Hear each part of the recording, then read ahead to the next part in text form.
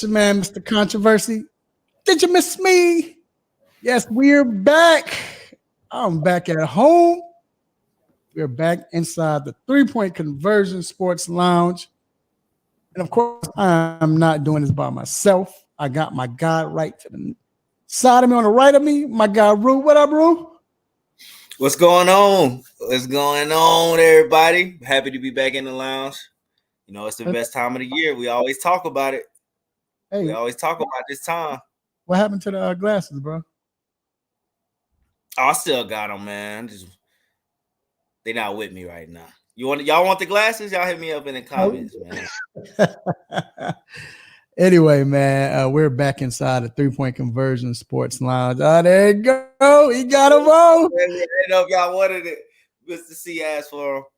Hey, man, you know, we gotta be in sync, man. You know. So but anyway, we're inside the 3-Point Conversion Sports Lounge. How you been, bro? What's going on with you? Man, everything's been good. Hey, big day tomorrow, man. It's Rue's birthday.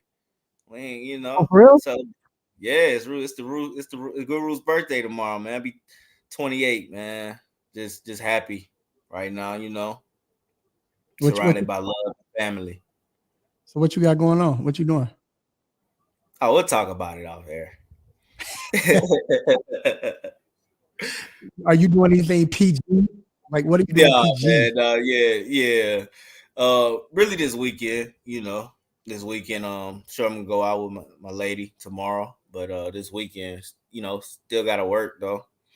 Ain't got it like you yet, bro. I can't just take a vacation in the middle of the week, man. No vacation. No vacation. What up, Twins Inc? My God, it's been a minute, bro. It's good to see you. But hey, man, we got a good show lined up for you all, man. We are talking about, and it's funny because Rue talked about this and hinted on this last week. We're talking about Bill Belichick. Man, this doesn't look like the Patriots, doesn't look like Bill Belichick team, or just look unfamiliar. But we're going to talk about it. Is it time for him to go? We're going to get into that. Also with college football, Rue, we got to talk about your boy, man. Your boy Carson Beck, man. I mean, he broke out last week, man, against Kentucky. And we just want to see if this is what's going to catapult him to being who we expect him to be, who we want him to be, I should say that. So we'll see what happens with that. Also, Rue, we got to talk about fantasy football, bro. You know, it was a crazy week last week, man, full of injuries and everything. But we're gonna bring in Vincent the Fantasy Guru to come on. We're gonna talk about fantasy football, get into that. Also, we are talking NBA, man. Victor Wembanyama showcases skills on what was that? What's today? It's on Monday, right? Yeah, Monday, correct? Yeah, Monday. Yep. Yeah. Him and Chet. That was the time we saw Chet in a long time too. So right. Yeah. So we got to see that. And then we're gonna talk about that, talk about the Hawks starting off, and then we got to talk about NFL back with NFL, man. Brock Purdy, man. Should we be giving him more love than I guess we've been giving him since? I mean, because you know, a lot of people have been saying, oh, it's just, you know, he's just lucky in the right situation. Bro, he was making some throws Sunday. So we're gonna get into that also. But hey, man, and then we got quick hit, stop it, what's on my mind, and we got the injury report for your fantasy teams or your favorite players or teams. So please let your family and friends know you listen to the show live on the 3pointconversion.com, also on 3-Point Conversion Facebook page and the 3-Point Conversion YouTube channel. But hey, man, it's time to get to these quick hits. Let's get it. So, first off, Rue, I don't know if you heard about this, but did you watch the game or did you see? You probably was watching the Falcons game, but no, remember this was the early game. Early game, right? And remember, Stephon Diggs for Buffalo got upset, and he was having a great game too, and he threw the tablet down and slammed it down in frustration and everything. You see, funny because you saw Josh Allen just look at him like, you know, like basically, okay, that's him. Like it was nothing to him. But he came out and said, "Yo, he's tired of hearing all the nonsense about Stephon Diggs' emotional outbursts coming from the fans, media, and everything." And says, "Yo, he's just a fiery guy." I want to ask you, do you look at it just like that, or should we make a big deal out of it, or is it just, hey, that's him? And you know, wide receivers are prima donnas, especially the ones making as much money as Stephon Diggs. You got to let, like Burger King, have it your way. You got to sometimes succumb to that. So that's what all Josh Allen is doing. He trying to keep, it was a bad game. And they had been playing perfect since week one. And that's just a stumble in the road. So, but you gotta sort of cater, to his ego. But nah, Stephon, man, you can't be doing all that, bro. Come on, it's just one bad game. But yeah, wide receivers, how they come. I feel like we're at the point now though where that's what we're accustomed to seeing. So if we're accustomed to seeing this, why is it a big issue that he's doing this? It's just like when I know Sam Cassell and he always get mad, or Rasheed Wallace getting mad at the refs. LeBron James, you know how people call it, but when he fussing at the refs or whatever, what we're accustomed to. Isn't it just that's just him? I mean, again, they never said it about Brady, did it? And I really think, Rue, that they're trying to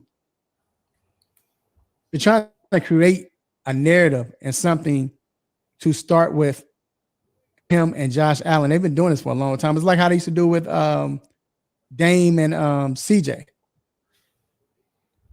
So we got to find out. I mean, we got to stop this, man. So I agree with him. I agree that we should chill and just let it be, man. Just let it be. Moving on.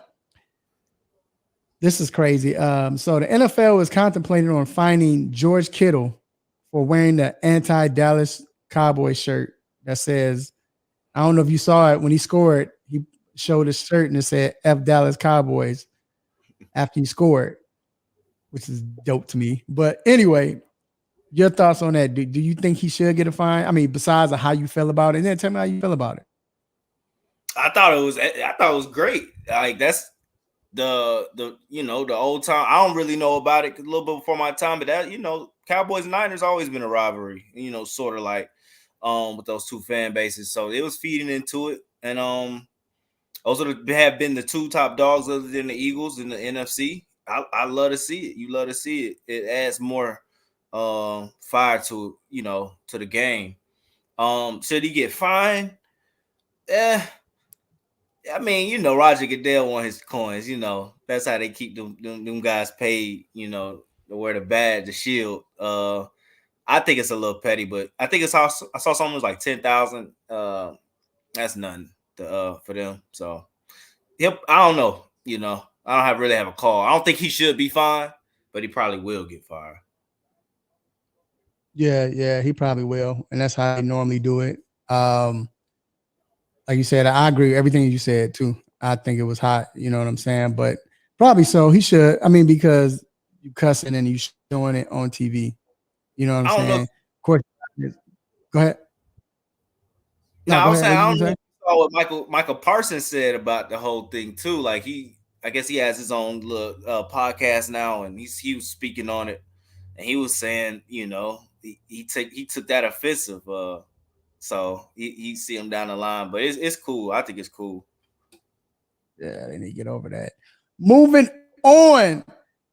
Kansas Jayhawks men's basketball program and Bill Self won't face any additional serious punishment stemming from the FBI 2017 investigation. I don't know if you remember when it was Self got in trouble. Remember they suspended him last year for the first 4 games.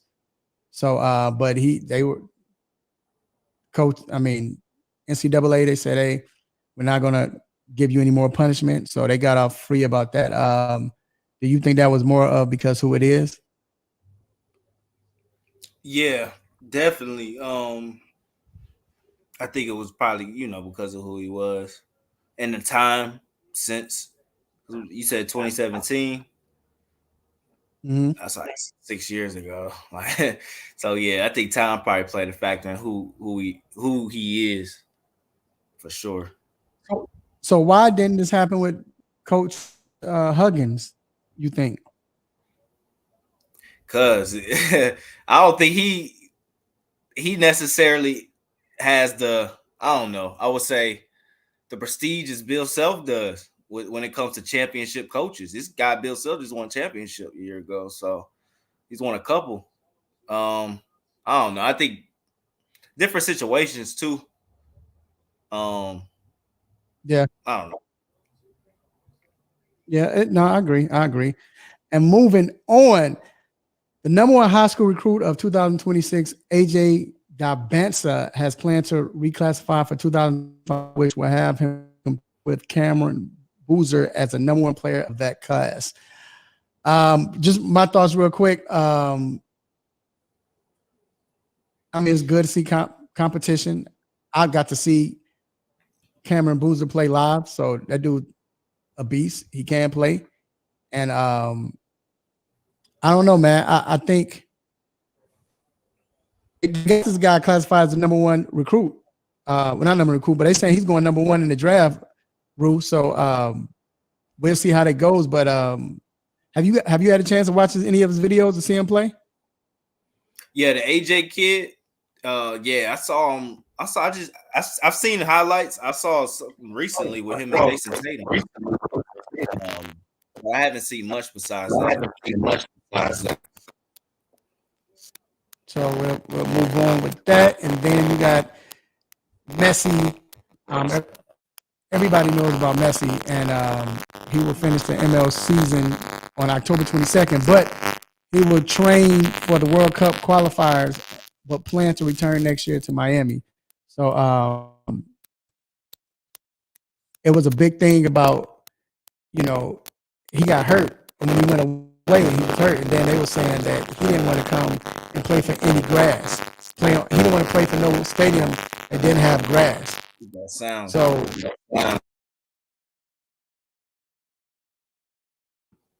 Are we good now?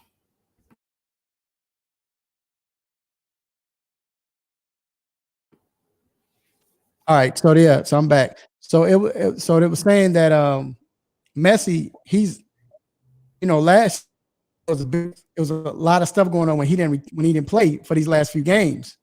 But now they said that he's gonna play next year. But he's not gonna do like who was it? Beckham? Did Beckham remember Beckham came in and he didn't play? Was that Beckham that did that? I believe so. For Miami? I think so. I can't remember, but either or Beckham is I think it was Beckham that did it, but either or Beckham's I mean Messi's going to be able to play, man. So he's coming back, which is dope. I just wonder if he's still going to have that same thing where he's only going to play on grass or whatever. So but that wraps up quick hits. We're going to take a quick break and we'll be right back. My name is George Iceman Gervin. This is Dylan Brooks. What's up? This is Vince Carter. You're listening to the 3-Point Conversion. Check it out.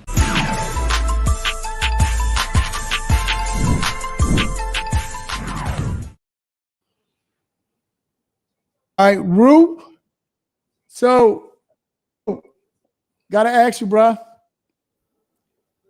You talked about Belichick last year, man. I mean last week, bro. You see him, they got blown out. This is the second time they got blown out in 2 weeks. And actually, they have been outscored, I think it's 72-3 in the last 2 games. Rue, please tell me, bro, what are your thoughts? 72-3? Golly, I ain't put it in perspective like that. Yeah. Because he took back-to-back losses, right? 35-3, then 34-0. It's ugly in Boston right now, man. And I think everybody needs to come to their senses. Like, gotta wake up from that high y'all been on for the past about 17 years now. Well, longer than that, almost 20 years. Almost not about 17. I'll cancel out the last 3, but they gotta wake up, man. And it's been a problem. So and it's finally starting to come to fruition. Oh, go ahead. Can I say this? Can I say this? Remember, I told you last week about how I don't think, first of all, they're getting blown up, but I don't think it's more of the fact that he's that coach. What players do they have? Yeah, that's what I was getting at. It's a problem that's been coming to fruition. He can't draft. Bill Belichick cannot draft. He's an awful man. This has been a problem since I would say 2014, 15. There's nobody. First off, I could break it down. A couple years ago when he picked Sony Michel, who's retired now over Nick Chubb. Sony Michel was a beast running back at Georgia, but come on, he's not Chubb. He picked N'Keal Harry over AJ Brown, Debo Samuel, DK Metcalf. He cannot draft. There's nobody on that team who looks like a player to you, who looks like a first round pick that has that it factor. Nobody on that offensive side. Defensively, I think he's a good job. He's doing a good job. Christian Gonzalez, before he got hurt, was out there making plays. The defense is always kept, especially the beginning of the year, was keeping them close in games. But now it's getting to a point where offense just can't do anything. And then sticking with Mac Jones, that's a whole nother topic. But I'll let you talk more about it. So look, well, this is all I got to say about this. And I believe that if he gets some players, like I said last week, if he get the players, he'll be straight. Of course, it's got to be embarrassing to him. It's got to be. I don't even want to say it humbles him, because Bill Belichick has never been the type that was overzealous or, he needed to be humble. I don't think it's that. But the simple fact that if he goes through this period where you can't be a champion forever.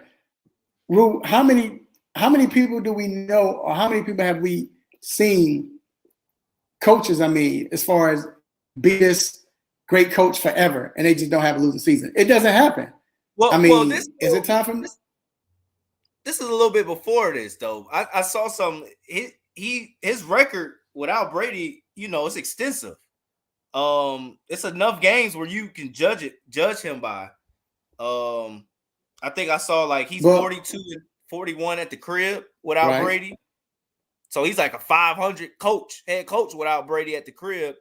And then he's under 500 in total game. I think he's 10 games under 500. I think he's like 79 and 88 in games without Brady. So I don't know, man. What we're seeing is. I just think they need to get new players. And all I gotta say is, you can't coach if you have a bad team. No disrespect, but Mac Jones is not that guy. Mac Jones can't play. Mac Jones said he's not that guy that's going to take you to a playoff game or a chip if you don't have the right players. So I'm going to go back to what I said before, because we're switching to what they're saying about if it's Brady or if it's Belichick, right? I don't think it really has anything to do with that, as far as Belichick and, Brady proved that he's the guy that was making them win. I don't think it has anything to do with that, just because of this. Like I said last week, when you had Brady, you had Gronk. Even them years they didn't have Gronk, your defense was great, and you had a system, and you had the greatest quarterback that ever played. But you look at that squad right now, I don't even think Brady can win with this team. I don't think Mahomes can win with this team. The wide receivers, and we just being real, this is how we do, man. Wide receivers suck. They suck. The wide receivers suck. They're worse than the Panthers. The running backs. Yeah, true. And I'm saying the defense is horrible. So at this point, what can they do? How can they be good I don't care who's the quarterback. You know what I'm saying? Like, this is not, I don't think it's a Belichick needs to retire or Belichick needs to go. I just think they need to get new players. You can't win off that system. How are they going to get new players if he's known he can't draft well? He sucks at drafting. So how are they going to get new players? They already cut. I talked about it last week. They cut the best quarterback on the team, Malik Cunningham, before this preseason even started. Before the season even started. Right. So I don't see how it's going to ever turn around if Belichick, somebody, doesn't come to their senses and stop letting this guy, not draft or not give him the responsibilities he has. Brady was the Band-Aid for this team for the longest. Right. Because they always didn't have the good receivers. Let's be honest. They never. Spectacular receivers except for Gronk, Moss, Edelman. They'll have one, every so now and then. So are you saying that it's Kraft? No, I don't think it's Kraft. Because I think Kraft gives all the responsibility to Bill Belichick. I think Kraft needs to do. Right. I think it's Bill Belichick. I think it's Belichick. Is it Belichick probably had a lot to work, but they have to work together. Right. But No, I agree with you. And I'll say this. Maybe, like you said, Belichick has a lot to do with it because him and the GM works together. I mean, you can't be a coach of that magnitude and not have any say-so on the players you're getting. But like I said, you can't use that system anymore. So maybe it is Belichick. I'll give you that. You can't use that system anymore. Like you said, like we've been saying, every time it got to the player got too good, what they do? They leave. They trade him. They trade him away. They cut him. Yeah, cut him. Yeah. Oh yeah. Right. That's right. That can't happen again. That can't continue. That can't happen now. It's not going to happen now. This is not the days of you don't have, like I said, you don't have a Brady. You don't have players that was inserted, whether it was the defense or maybe it was Grunt with Brady. That's how they won. But that's not going to do it. But then I want to ask you. Go ahead. You said it. They one guy I was thinking about. I'm trying to get him in fantasy. We got fantasy Juru on today. My guy out in Las Vegas, Jacoby Myers. He was there last year. Why did they cut him? Because he's getting more separation than anybody on their team. He's having a good year out there in Vegas. Well, look, I want to say this then. Can I just cut in and say this, Ru? I just want to say this. Again, if Mac Jones don't get it together, then it's going to be a wrap for them. If Mac Jones can't get it together, it's going to be a wrap for them. And, I mean, I think it's time for them to let him go, bro. I think it's time for let Mac Jones go. They need to be. Now, I don't know if you heard these rumors about. I don't believe it, but these rumors about now he's going to go to the Giants. Mac Jones. He's going to go to the Giants, which got to be fake. I don't believe that, but like I said, it's a mess there, man. It's a mess. We'll see what's going to happen. I don't know, but again, we'll see what's happening with that. I don't think they would tank, but like I said, we'll see, bro. It's a crazy situation. Never seen Belichick deal with this, look like this. You know what I'm saying? Where they're getting blown out like that, man. You don't even see him with his paper mat like you normally do. So we'll see what happens though. But look, we're gonna take a quick break, bro, and then we're gonna be back to talk college football, y'all. Don't go anywhere. We'll be What's right good, everybody? back. This is K Boogie here with your food for positive thoughts on the 3-point conversion with our boy, Mr. Controversy and Rue.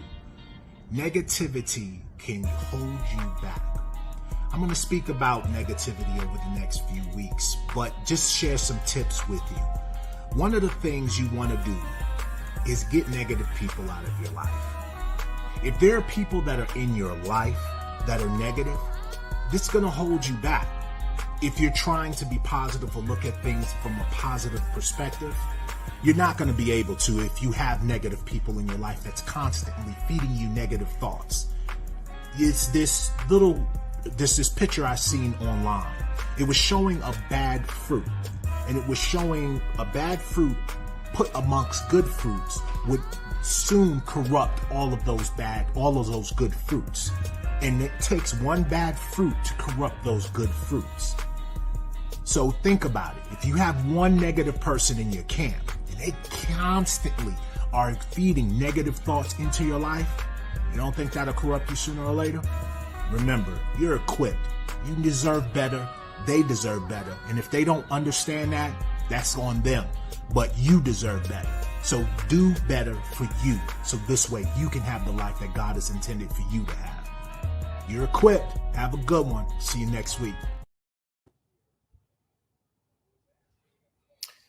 Yeah. So we back. And y'all know what time it is every time during the college football season, we have our nosy neighbor watch. You know, that's where we going somewhere, going on somebody's campus, and we picking out the blinds and we being nosy to look a little bit into that situation. There's been some good nosy neighbors this week. Last week, I think I was looking at the Texas program, looking at Quinn Ewers, looking at Sarkisian, see if they finally step up to the plate. You know, they right on the brink, right on the cuffs, and they failed me. I was looking at the name. I had to go home, man. I had to go home. But now this week, my nosy neighbor, I'm looking at Bo Nix. I'm peeking out the blinds, and I'm all in Bo Nix' yard with it out there in Oregon. And I'm looking to see, man, Bo Nix, this is the biggest game of your extensive college career. It's been pretty long. But I feel like you're right on the edge of doing something major. I feel like you win this game, and you don't even got to do it handily. But I feel like you win this game, you're going to be first in Heisman talks. We saw the odds switch today. Well, on Monday, it's Penix favored now over Caleb Williams. But I feel like Bo Nix, you're third. You know what I'm saying? I feel like this matchup is important for either one of you. If y'all want to get that hardware, if y'all want to go somewhere with y'all season. So I'm looking at Oregon. I'm looking at Bo Nix in particular, an old friend of the SEC, to see if it's real, man, because the last truly big game he played in was against Georgia, and he got mud stumped 48-3. So I'm trying to see, Bo Nix, you back on, you know, in that light, what you gonna do? Well, the person I'm going after is I ain't gonna lie, man. And not even a person, the team. I just don't believe in USC. How many glass slippers are they going to be able to pull out their pockets? You know, they just keep getting lucky. They struggling against teams that they should be blowing out, including last week. You know, they playing a formidable team now. They playing Notre Dame. I mean, Notre Dame has been slipping, had been on that, but they hadn't been playing well, I should say. But I just wonder what's going to happen when they play. Well, because I don't feel like USC will have that room to fall off like they've been doing. You know, like to commit some fumbles or mistakes and then come back and get in because the other team's doing the same thing. I don't believe that's going to happen with Notre Dame, especially Notre Dame upset because they're losing. So my nosy neighbor, man, is on USC. Man, I don't think they're that good, Rue. I don't think they're that good. Let me ask you this. Speaking of who's that good, do you believe, use your bias, everything you want, do you believe Carson Beck is that good? Do you think the game we saw last week, that's going to catapult him into being who Georgia and I guess the country expect him to be? I don't. You say, do I think he's that good? Like, am I going to see that every week? Yeah. I don't know if we see Yeah. that every week. What we saw against Kentucky, the 4 TDs, the 380 yards. But I do think him and Mike Bobo are starting to really click. And I saw that against Auburn a little bit in that fourth quarter. But it's looking good right now. I always thought, Georgia necessarily doesn't need that quarterback in this type of offense. Even with Todd Monken's offense, Kirby Smart's teams, I think you just go out there and lay it down and get it done, especially with the receivers we have. It makes it easier. But do we see that every week? I don't think so. We see it this week. I think we see it this week, but we got a tough little stretch of games coming up. And don't be surprised, man, if you hear those same people. That's why I'm not jumping. That's why I'm not getting too high. Because he gonna struggle in a few weeks, but we'll still get it done. But yeah, him and Bobo starting to really click. Yeah, it was good to see him break out, man. You've been telling me for a while. I keep saying he was garbage. Well, no, I ain't say he was garbage because I don't like saying that about kids. But I was saying he's not that guy. But you kept telling me just watch out. And I mean, why not break out on a game like that? You playing Kentucky was undefeated as well, right? Yeah, ranked 20th. You playing an undefeated Kentucky, even though no one expected Kentucky to. Yeah. Yep. So you didn't expect him to win, but still, just to come out and do what they did. But he looked confident, and as it went on, he looked more confident and more confident to the fact that he was like, I knew I was built, and the team rallied behind him too. So man, that's a good look. I mean, and honestly, they had time, Rue, for this to happen because, I mean, we're gonna tell the truth in December. The schedule is not that good this year. I mean, or it's not hard. It's real easy. Now. So I'm gonna slow down on that. I'm starting. I don't like when people say that anymore because in a month we got a gauntlet of games. So we got Kentucky was just ranked. You know what I'm saying? We got Florida. Still, that's a big game. We got Ole Miss coming up. Missouri. They're about to be. They're 5-1. Then Tennessee. All 4 weeks in a row. So we don't play LSU, but who has 2 losses. We don't play Bama, who has a loss. I think, man, our schedule is pretty good for the SEC team right about now. Auburn. So I had to get some little pullback right there. now. I'm just saying it's not as tough as you would. What I'm saying is they had room for him to do this. That's all I'm saying.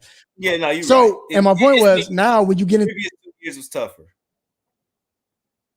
Right. And when you get into those games, now he's ready for that. You know what I'm saying? His confidence is up. Ready to play. He's the ball out. He's ready to show that he's that good. And is not for him, as far as how the schedule was going, to the point now when he's ready to play. Whenever these big teams, his confidence. That's what you want, right? Yeah.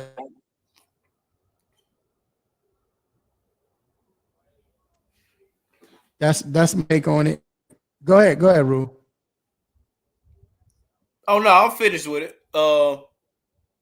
I'm pretty much finished with it.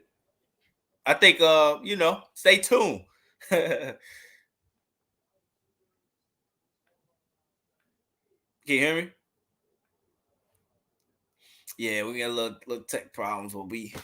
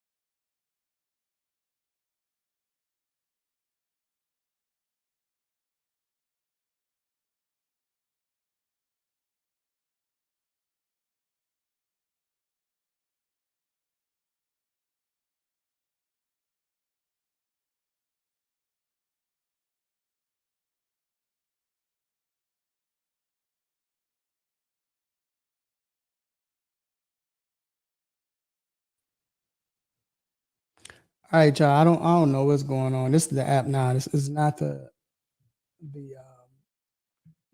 internet.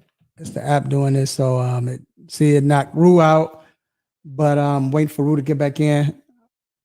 So it looks like we're about to switch. Not tonight. We're gonna go back to what we was doing before. Rue, I was just telling him what's up. I was telling him that we're gonna go back to the app that we were doing before. We was on the station because this the app doing this because you see it kicked you out as well. So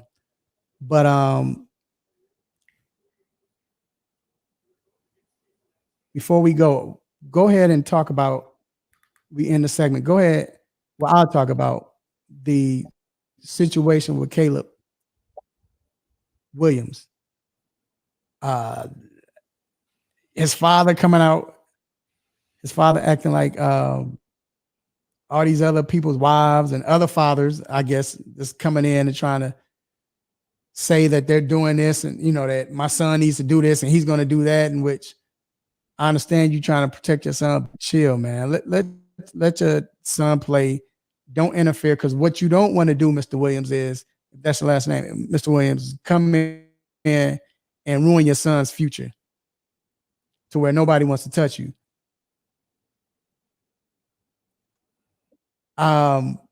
We always talk about Unc, right? As a LeVar Ball. That's Unc. You know how he is. But Unc had a plan. Unc did it the right way. Unc had a plan. He used the platform, to do that. But Mr. Williams, with what you're doing, it's not working. Like I not that it's not working, but I think you're going to hinder your son. Now, Rue, I understand you can go back to college and he can go back to get the NIL and make more money and then come back if he don't get drafted by the same team. But as you talked about behind the, before the show, you say you don't agree with that, right? You said that's a bad move, correct? Yeah, because I think you could waste a year and end up back in the same spot you were in before, and you're risking injury. When you're guaranteed the number one pick, I think you getting your money, guaranteed $37 million off top. So you gotta go. No, yeah, you do. So, but all right, man. So look, we're gonna end the segment. We're gonna bring in Vincent the Fantasy Guru after the break to come on in, man, and talk fantasy. So we'll be right back. Hopefully we get this straight. We'll be right back.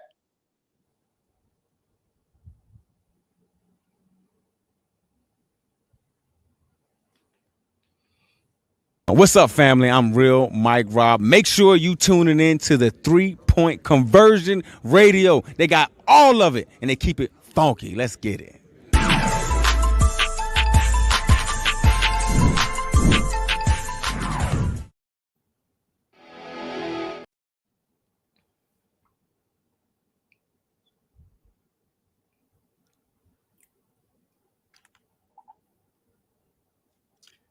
All right. We're going to take one more break. All right. Hold on a second. Have a sports injury? Need to see an orthopedic doctor? Ortho Atlanta is one of Metro Atlanta's largest orthopedic and sports medicine practices, providing orthopedic and sports medicine care for the whole family. With 37 physicians and 14 offices, the practice provides the highest level of care for injury of muscles, joints, bones, and spine. Ortho Atlanta offers convenient access to a full range of musculoskeletal surgeons and specialists. Ortho Atlanta also offers on-site physical therapy, pain management care, MRI imaging, and workers' compensation care. The Ortho Atlanta surgery centers in Austell and Fayetteville provide cost-effective, same-day surgical procedures in an accredited outpatient center. Hip, knee, shoulder, back pain? Ortho Atlanta has you covered with specialists in all areas. Same-day appointments, orthopedic care for the whole family. Ortho Atlanta, Atlanta's choice for orthopedic and sports medicine care. Learn more at www.orthoatlanta.com.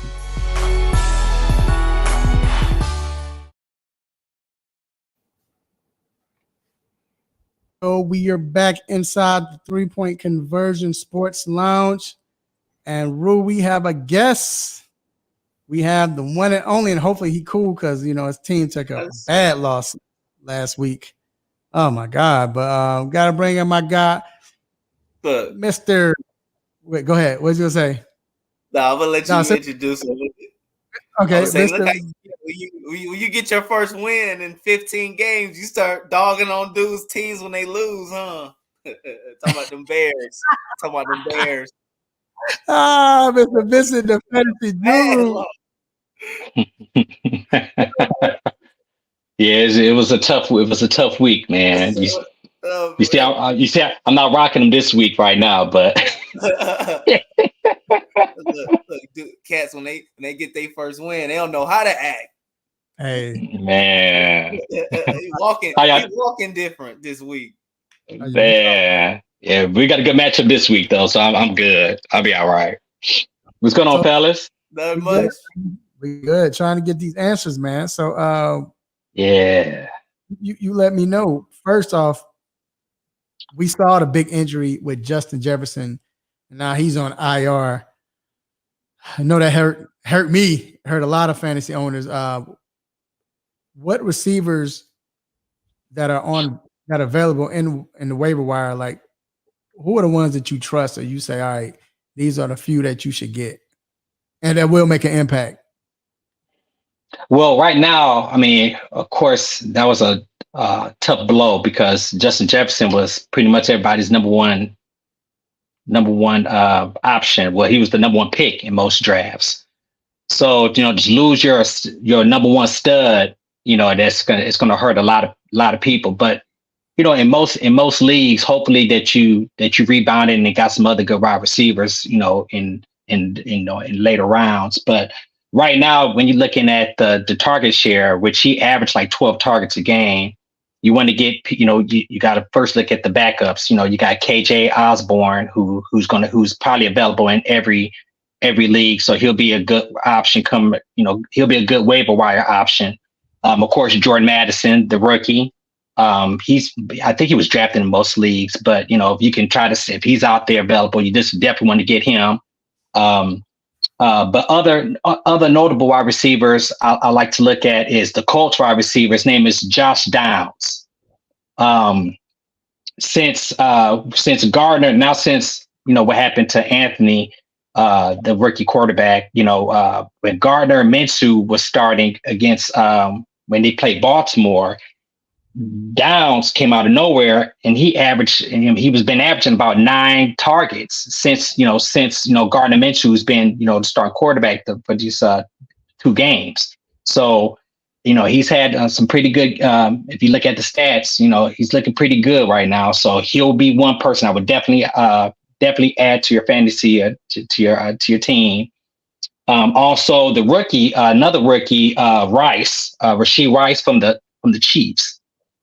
He's been averaging about between 5 to 6 targets, as he's becoming very familiar with the system over there in Kansas City, and right now with what's going on right now with with the Chiefs, outside of Travis Kelce, Mahomes got to throw it to somebody. So I like Rice a lot too. So those would be my guys I would definitely target. And by the way too, if Mac Jones loses his, because right now he's playing really bad over there at the Patriots, if he loses his starting position to Bailey Zappi, then I will go ahead and bring back Juju and Devontae Parker in the mix as well. And they said real quick, Ru, they said that they weren't going to give up on him just yet. So, but it's about to happen soon. It's got to. I know they invested in him, but it's going to happen soon. But go ahead, Ru. Yeah, I think he said that yesterday. Like, no change is happening, so we'll see. It should happen. yeah, we just got on Belichick.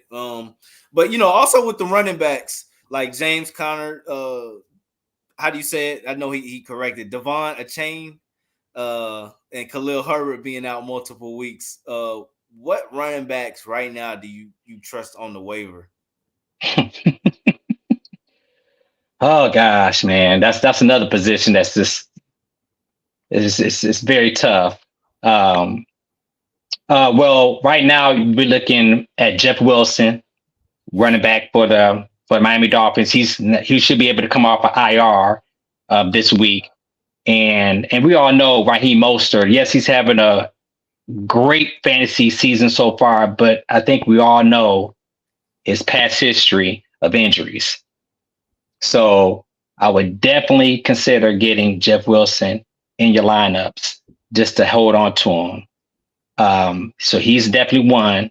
The actual running back from the Cardinals, and I'm trying to pronounce his last name. I think it's the Mercado, Imari, and it's hard to pronounce his last name. But he came in and he actually did pretty well in Connor's when Connor got out with his injury, kind of on both ends, from catching and running. So I definitely like him a lot. He's going to probably end up being your number one option, especially if you're hurting that running back. Which hell, I think everybody's pretty much hurting that running back these days in fantasy because everybody's going down every week. For Herbert, of course, last week everyone was hurt at running back for the Bears. But if Roshan Johnson, the rookie, if he's out there, you definitely want to pick him up, or actually Deontay Foreman, who's been active,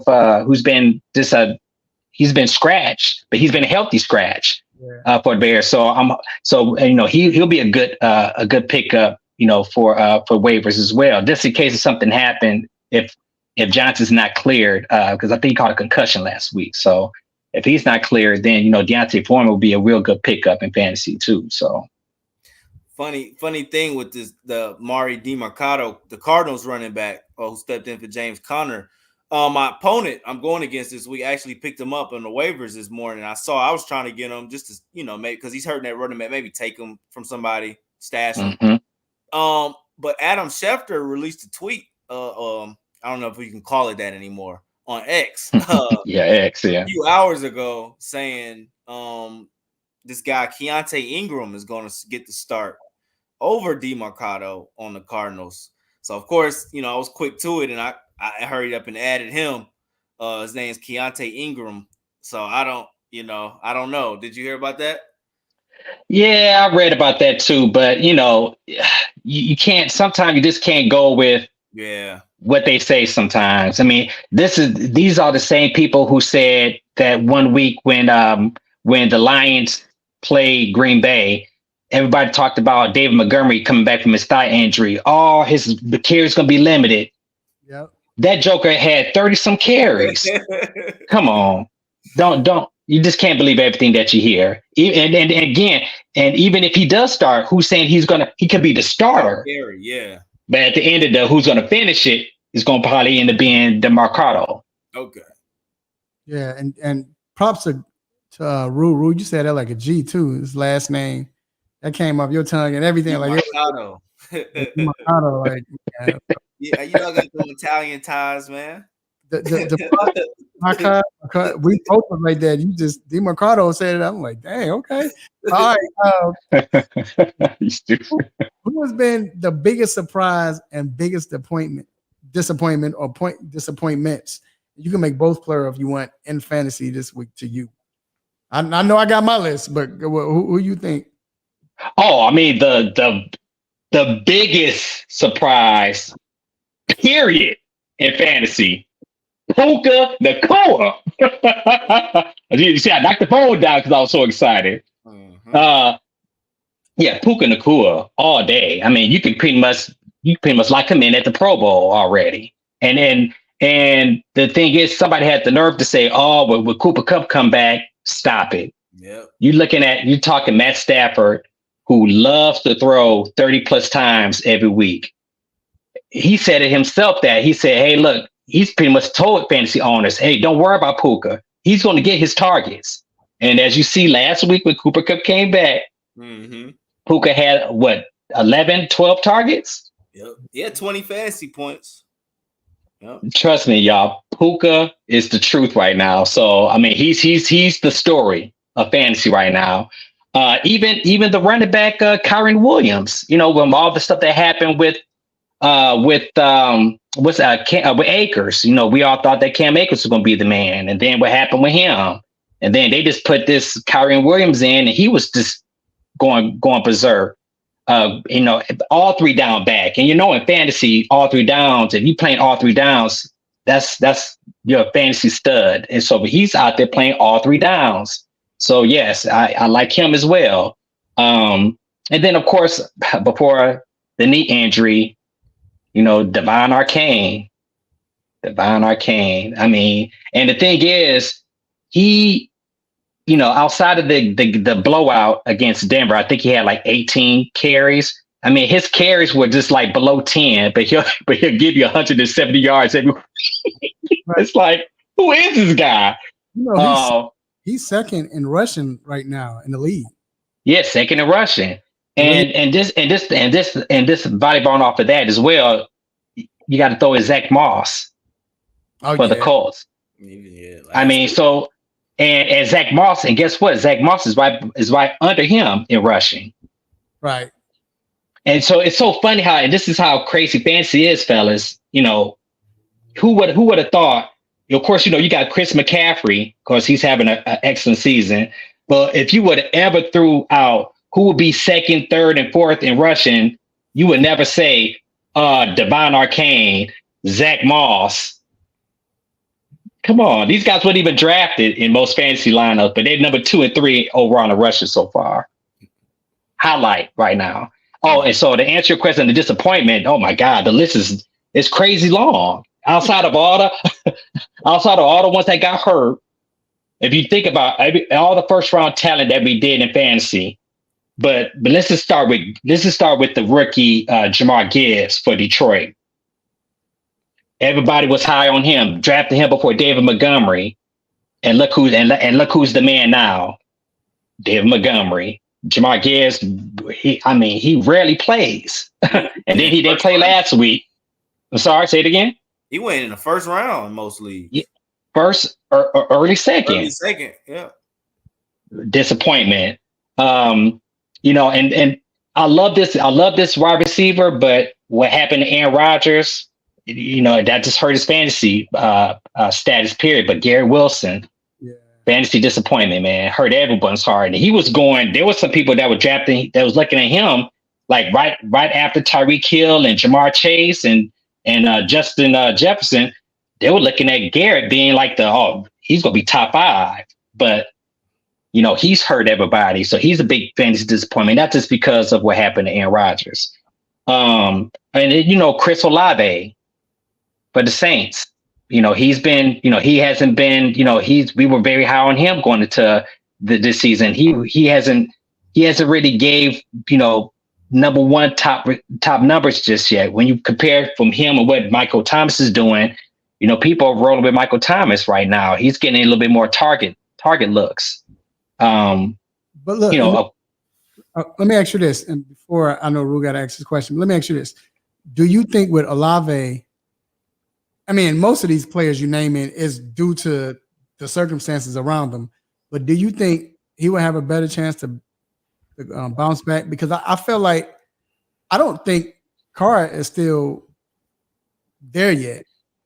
I still don't think his shoulder is like he's 100%. I mean, even with him doing it to Michael Thomas this week, it just seems like he's not, because I think the first few weeks, Chris Olave looked pretty decent. Like, okay, he's touchdown, he's getting targets. Thomas was getting the most targets, but still, Olave was still getting 80 yards, maybe a touchdown or so. But it just seems like, I wonder if do you feel like he will bounce back? Because it looks like Carr is not healthy right now. Yeah. And that's what's going to hurt him towards the end. And like I said, what I mean by disappointments is just how high they were drafted in fantasy compared to what they're doing right now. He just has not been up to par. Because like I said, Olave was a second rounder lock. And for him, and he's not played right now to those. He's not played well to solidify himself as an early second round talent. So But I do think he'll bounce back. But again, it depends on the health of Derek Carr. I still think if Jameis goes out there and plays, I mean, Jameis likes to yank the ball as well. But, I would think being that Michael Thomas is healthy right now, and I can see him getting more targets than Olave. But let's just pray for, we'll pray for the best. But I do expect him to bounce back. Yeah. So, well, hopefully not this week. I'm going against a guy who I don't know. He must be Olave's cousin or something. It's my boy. His name is Olave Gardens, and he loves Chris Olave. He's starting him. Again. So hopefully not this week. We talking about Chris Olave. But players like Lamar Jackson, Garrett Wilson, and Javonte Williams, like you just spoke about, should we look to trade them or bury them on our bench, or should we stay with them and just see what we get? Yeah, I mean, you definitely want to keep Lamar Jackson. I mean, he was your number one fantasy quarterback. I mean, unless you got somebody like a Jared Goff who's been crazy balling, it's not that many people you would want to start over him. Yeah, he's definitely not posting his numbers that we thought he would, but it's hard to give up a guy like Lamar Jackson who can run and throw the ball. So I won't give up on him just yet. Javonte Williams, he did practice, so I won't give up on him as well. If you have other options, I mean, because I know he's probably a lot of people's number 2 running back, or maybe even number 3. Maybe he could throw in as your flex. But I would just probably start him depending on your matchups. But right now, I really won't trust him right now. But don't let him go. I mean, don't drop him. Don't get rid of him. Just see what happens to him. Guys like Joe Burrow, he had a good game last week. I mean, I just don't give up on these guys just yet. I mean, of course, now if you're 1-4, 0-5, and you may need to make some moves, then you may want to kind of see what's out there for them. But yeah, try not to give away your studs just yet. Hold on to them and just hope and pray, man. It's fantasy. All right, we definitely appreciate you, Vince. I'm in a few leagues with him. It's like I play him like twice in like every week. It seems like but I just hold on, man, and we'll talk to you pretty soon, man. Have you back on the show like we do always. All right, fellas, y'all take care, man. Go Bills. Yes, sir. All right, so Rue, it's time for the most infamous, the most famous Stop It segment. All right, man. I'll start off. It'll be quick. This should be easy. We should have had a saying this week. So we probably do, maybe. I'm going with Kai Jones. Is that who you're going with? I'm going with Kai Jones. This joker act like he was all world and talking so much junk this offseason. I don't know what's been going on. I don't know if somebody slipped him a Mickey or what. I don't know. But he's been acting crazy, talking like he's scoring 20 and 12. Like, like, I don't know. Either or, I think yesterday he demanded a trade. This is the center, Kai Jones from Duke. Hadn't done anything. I mean, in fantasy, you started to see him play a little better. Now, honestly, I don't know what's going on in the background, whatever, but just the fact that, because you had a few little games, bro, and you was a rookie last year, bro, that still don't give you the audacity to just be like, yo, I'm this and that. I want to be traded. And I'm like you, and the way he said it and the way he's coming out and how he's been. And now you look at it, he got waived. Yeah. He got waived today. But what he gets to stop it for is coming out trying to be this big tough dude and say all this and all that. Yo, man, you got to get that. Stop it. Yeah, definitely. And it's not good news coming out of Charlotte. He got waived by the Charlotte Hornets. This came 5 minutes ago, man. Miles Bridges facing a arrest warrant and criminal summons for allegedly violating protective order. So, man, with the season about to start, that's hopefully, he's good, get it worked out, he can get back right before the season. So, man, Charlotte's a mess though, bro. But my stop it goes out to none other than Miami head coach Mario Cristobal, man. For that, I don't know even what to call that, man. And to find out that wasn't the first time he did that before and lost the game. It happened in Oregon. Like you stop at Hall of Fame for that one. What happened in great drive by Georgia Tech to go down the field with 20 seconds and end it. But all that could have been prevented. And it wasn't a fumble. His knee and elbow was down. The refs got that wrong. So stop it to them too. But stop it to Mario Cristobal because all that could have been avoided. Just take the knee, bro. That's the best play in football. What are you doing, man? That's the best play in football, bro. All right, bro. I gotta give a couple of them. Stop it. What'd you think about that? Stop it. Yeah. It was dumb. Like, what you doing? Like, what are you doing? Like, why? I don't know. That's somebody trying to be extra. And just take the knee, man. Yeah, man. And it's crazy because this is the second win, and this second win by Georgia Tech on the road against an undefeated team. Big, and they're 3-3. 7 games. I know you were saying maybe 5, 7 to 8. I think no. I don't. Did I say that with Georgia Tech? I gotta see the rest of their schedule. They could go bowling though. Yeah, they might, man. And look, I don't know if Ed is still on. Ed and everybody else, you're all not getting to stop it. I'm just saying, I told you all what I still early, but what I tell you about the Buccaneers. Didn't I tell you, Rue? Yeah, you said I told you, Ed. I told everybody. I told Maceo. I told y'all. I ain't tell Cuz. What up, Cuz? But I told y'all when it comes to the bucket, I told y'all they're gonna win. They're gonna win at least 9 games. And I said I think they're gonna win a division, and but I said they're gonna win 10. I got them winning at least 10 games. I'm telling y'all. Now they got a big matchup this week against Detroit. And we'll talk about who I picked and all that, so on. But I'm just saying, just teams to look out for. But hey, let's transition, man, to the NBA. First of all, I want to talk about the Atlanta Hawks. Last night, they played their first preseason game. I wasn't there. My daughter's been sick, so I had to stay home with her. But Trey started out. He was looking good. He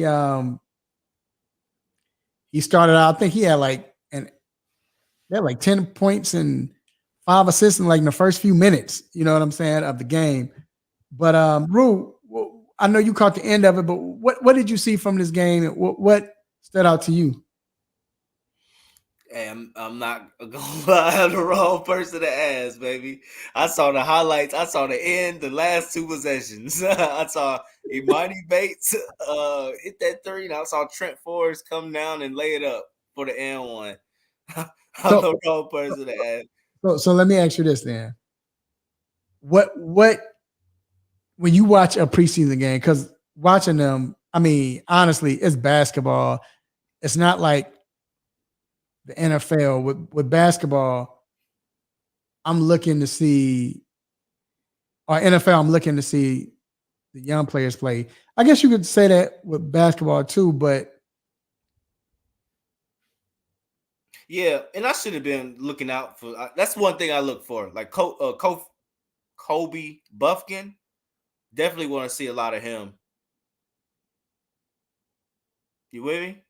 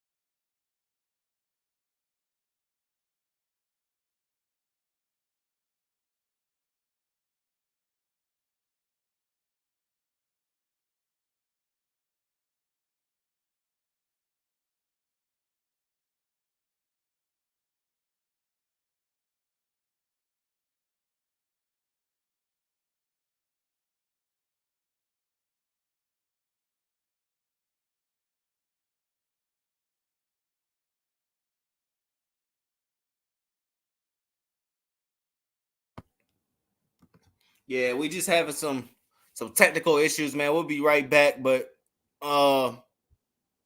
like Mr. Controversy was saying, one thing I look for when watching preseason is definitely the young guys. Got to see a little Chet and Victor Wembanyama on Monday. Both was going at it, little young rivalry right there. I'm sure Mr. Controversy will talk about it a little more with me, but yeah, young rivalry right there. So we'll see. It's fast. It happens so fast, man. Season's already here for you know it.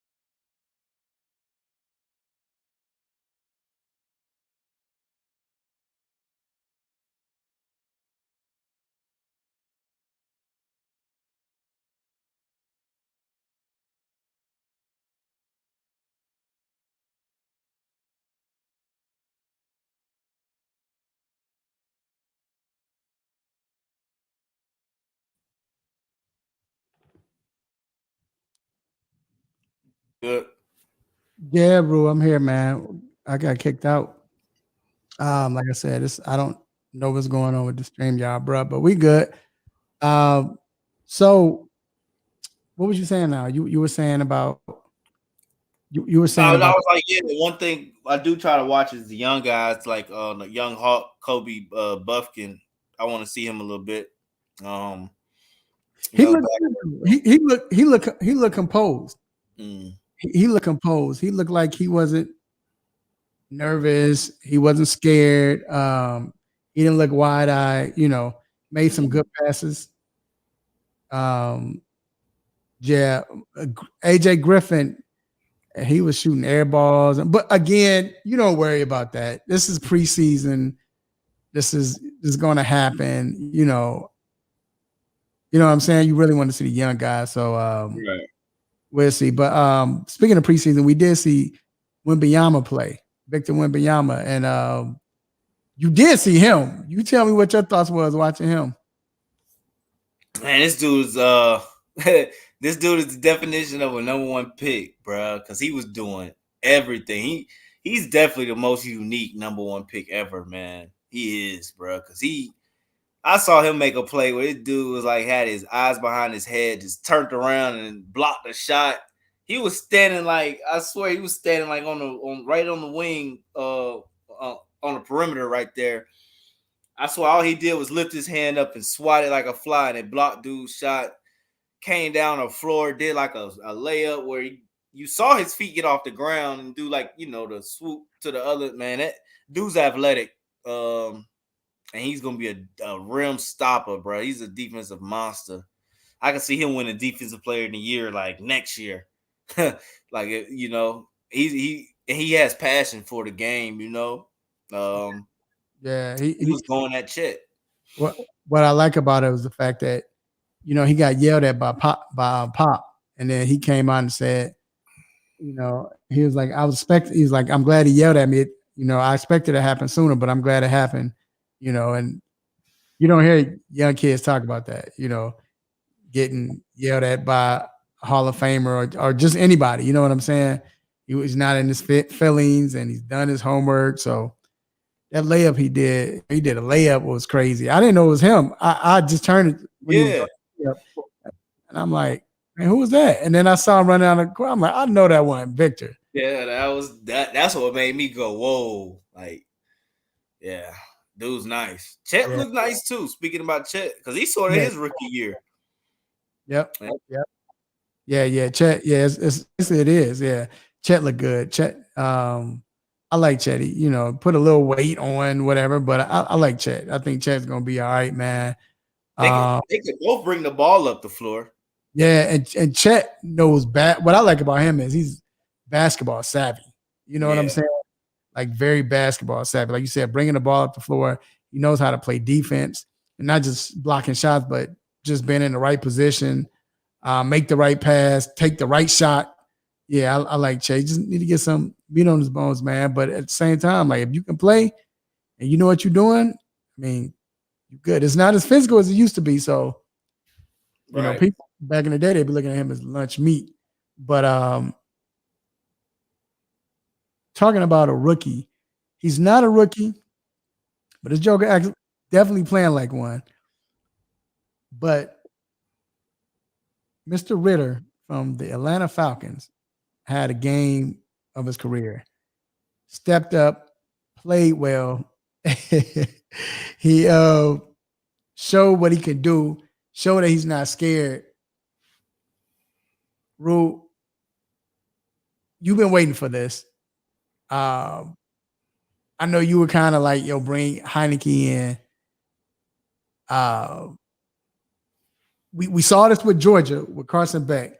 But I want to know, do you feel like, I asked you with Beck, is this the game that gets him over the hump, that gives him his confidence, or do you think let's just chill? Because he played against a very good defense. Houston's not a bad defense. Right. But for him to do it in that fashion, to come back and play like that, the Falcon fan, speak about it, man. I think this might be the game that catapults him to give him the confidence, give his teammates the confidence, he definitely gave the fan base confidence. 28 of 37, 300 and I can't think of the yardage. I think it was like 340, 330, something like that yardage. The game-winning drive, the 56 game-winning drive, rushing touchdown. That last drive, he looked like a quarterback. He looked like QB1 on Sunday. He really did. He looked like QB1. He didn't get sacked. So great play from the line. They held him up. We saw him hit the London connection. I think London went for 76. Pitts went for 86. That was good. The fact that Pitts came in and he got Pitts involved. Yeah. Matt Collins was involved too. Everybody was involved.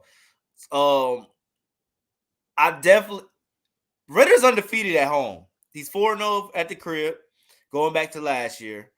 I want to see it this week too against Washington. I don't want to say all this, you look good, and then we see total opposite.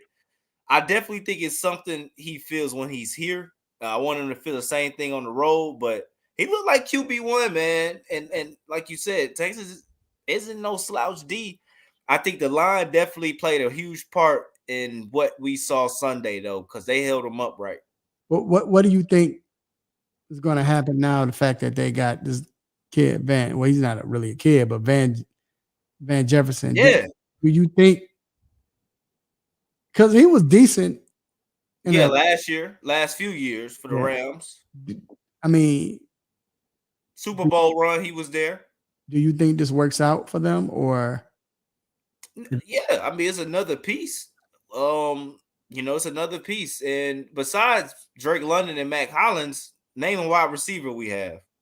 I can't name one. Besides Pitts. Pitts is a tight end, but I think it's more depth than we needed it. And so why not? Jefferson was one of the, we just had the Juru on. Van Jefferson got drafted. He was in, he was rostered. And a lot of people thought before Puka resurgence. Van Jefferson was the guy in LA before, after Cooper Kupp. So new opportunities. I saw he only got targeted 8 times this year. So I know he's hungry to get some. So yeah, I like the move. We need more help in that department. I think they want to start opening it up more. Right. And then another guy that's young that we saw play. Oh man, this guy Purdy, man. I don't think he's getting enough credit. And I'm with the announcers. I'm with Chris Collinsworth. Like Chris Collinsworth was saying, okay, when is it going to be the time where we say, okay, like we're not making excuses saying, well, he's playing with this type of talent. He got this line. He has McCaffrey. He has this. He has that. Purdy looked good. Them throws he was making, the throws he were making looked good. And I said this last year, his poise reminds me so much of a Tom Brady or Joe Montana. Like, this kid is not rattled. He doesn't get too excited or too ramped up. He's like even keeled. He's very confident of what he's doing. The biggest thing, though, is the team is rallying behind. You could tell the team is rallying behind him. And you could tell the team feels like this is our guy. This is the guy that can take us to the Super Bowl. I keep saying it. I believe 49ers would have beat the Eagles if Purdy didn't get hurt. I believe so. I mean, I think it was destined for the Eagles to go, of course, because of what happened. But I really believe that the Eagles would have lost if Purdy would have stayed in because he's that composed. He's not going to make mistakes. How many interceptions he has so far? Does he have one? Maybe one, if he has one. I don't know. I don't think he might have one. Yep.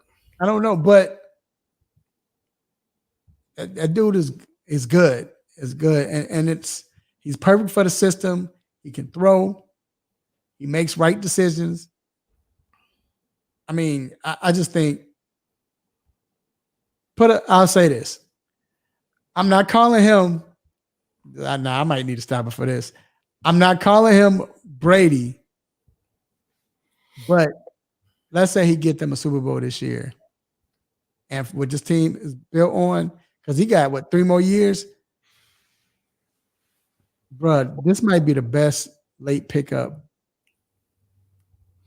If he can win, I don't know, but I'm saying with this team, especially today's, people getting paid and all of that. Yeah, he's making less than $1 million this year. But if some way somehow John Lynch is able to keep most of these guys there, and he wins like 4 or 5 Super Bowls. With this team, I'm saying this is how good his team, dude. They can, if not the best, he can be top 3, top 4 best late pickup ever.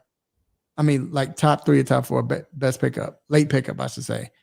Because to get him with the last pick of the draft, like, yeah, Brady got picked up in the 6th round, but to get this guy in the last pick of the draft. Yeah, Mr. Irrelevant. This is what he's doing. And I didn't see this, man, from him at Iowa State. I watched him in college for a few years. I didn't see this. He could never win that game. That he was going 9-2, 10-2 in college, always losing to Iowa. But I didn't see this. And it's not when I say see this, like it's the poise, it's the I don't know, man. I guess it's the knack for this offense, man. And it's really Kyle Shanahan. You just gotta give him credit, man. The way he got this guy looking like it's like I don't know, man. I don't know. Maybe I'm defuncting what you're saying because it seems like the 49ers just stay on top. They lose coordinator after coordinator every year, but they don't miss a beat. They don't miss a beat at all. They're not missing a beat at all. And it's like they're getting better almost. What riddle me this. So if we talk about him not getting enough credit, do we believe that Dak Prescott gets too much slack for what he's doing? when you say too much slack, like too much like criticism. I mean criticism, I should say. They give him Yeah. criticism, No, flack. no, I think that criticism is warranted, man, because especially this year. Let's look at the games. They've gotten the praise when they deserved it. And they've gotten the criticism when they deserved it. He played awful in Arizona. Awful in Arizona to a team that gave up 31 points to Daniel Jones in the second half.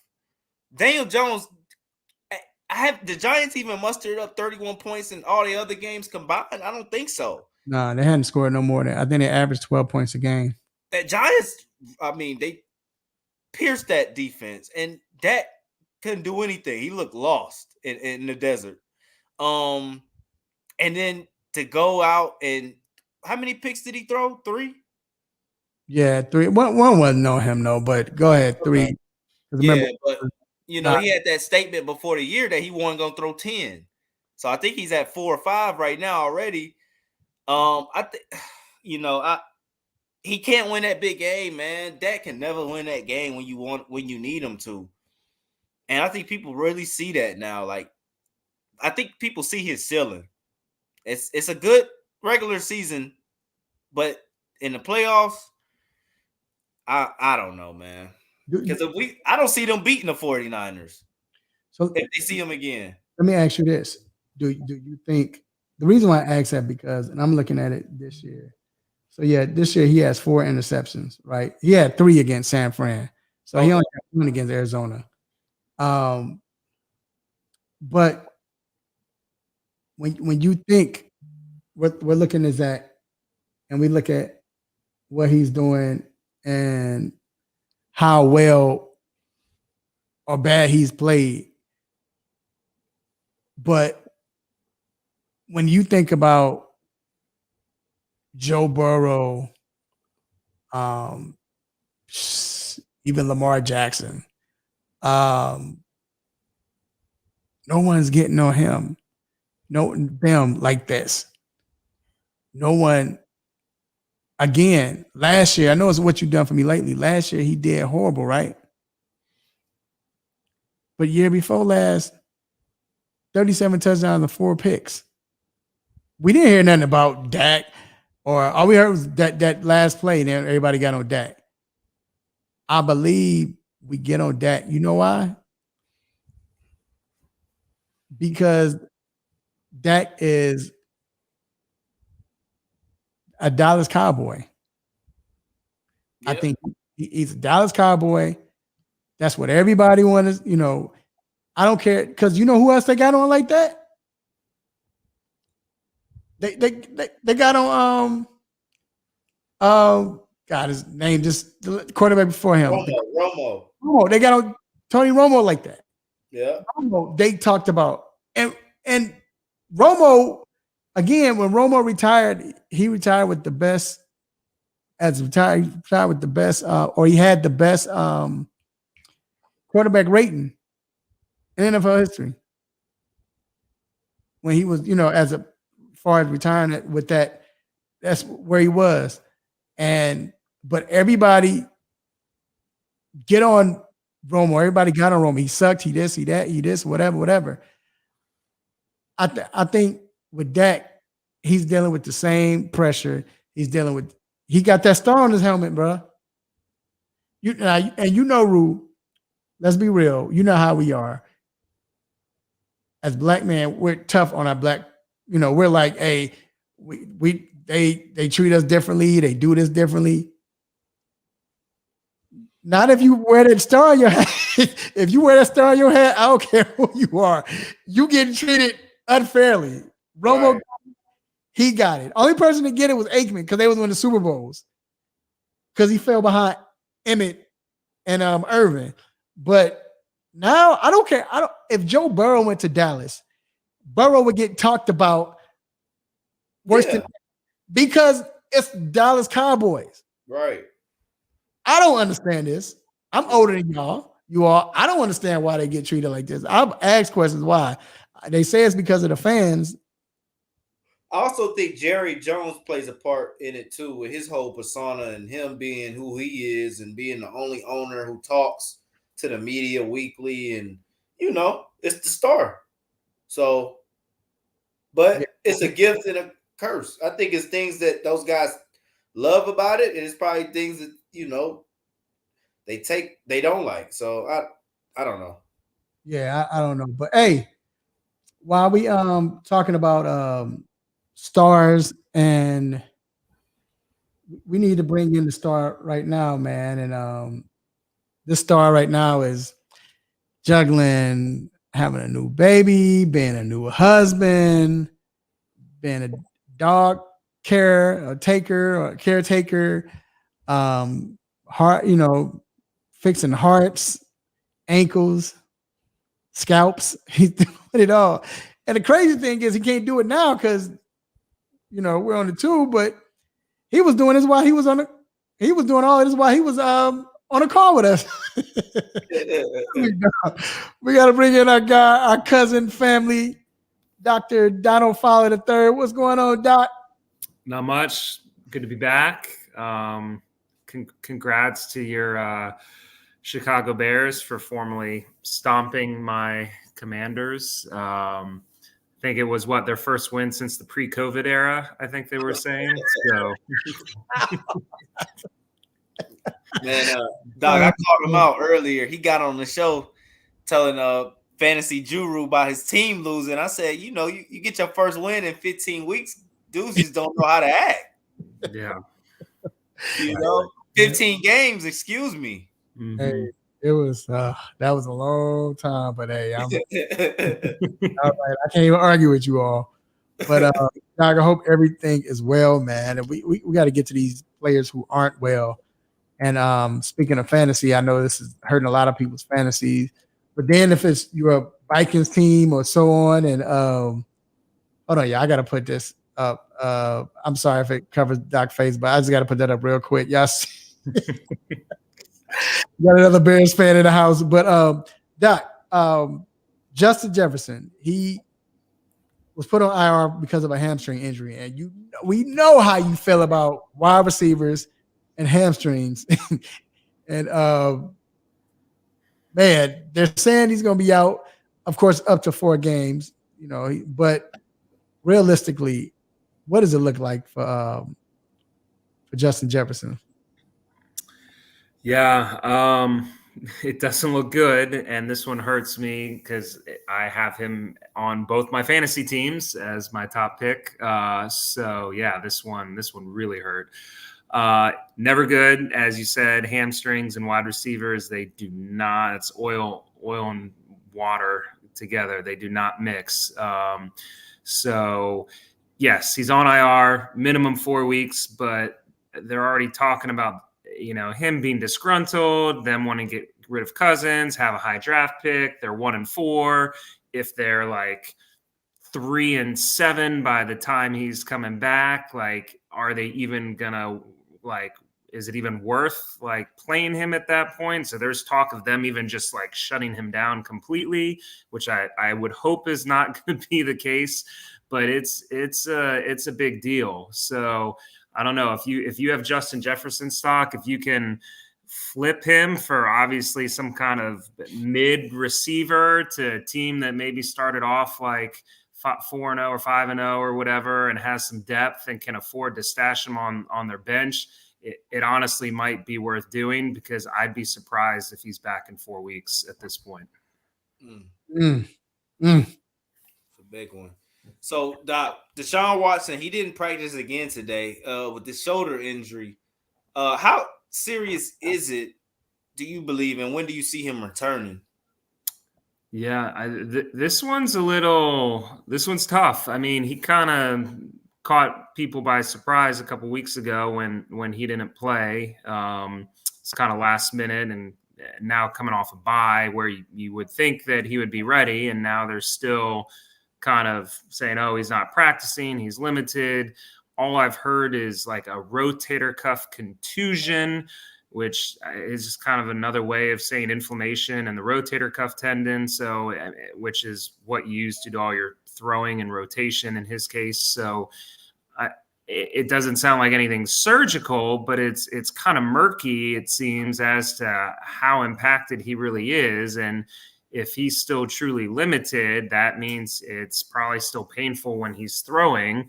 And that means there's a good chance that he might not be playing again this weekend. I think you kind of have to look, they're calling it day to day, but it doesn't seem like there's really a clear timetable as to his return at this point. Another shoulder injury, Anthony Richardson.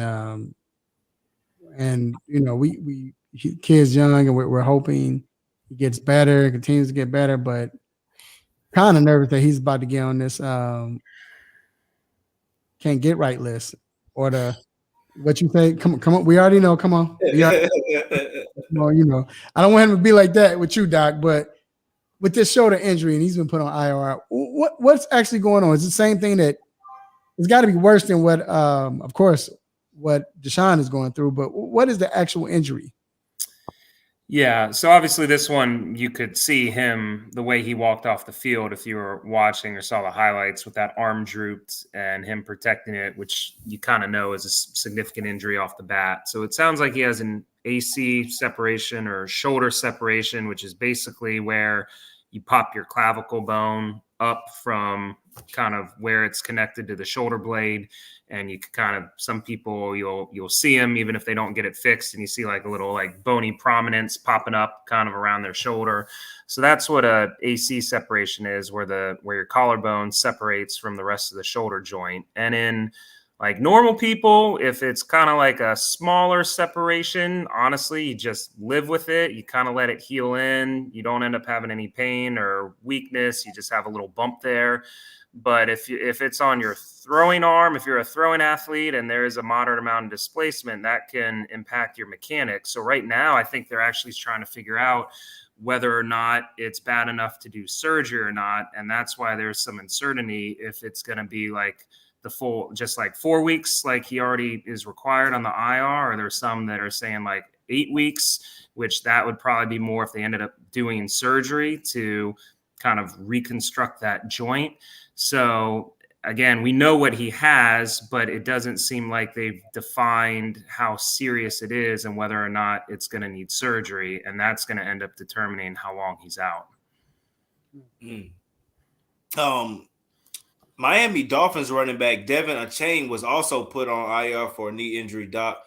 How difficult is it to come back from a knee injury? I know you just spoke about the shoulders. Yeah. Well, I mean, a shoulder is probably the worst thing for a quarterback. A knee is probably the worst thing for a running back.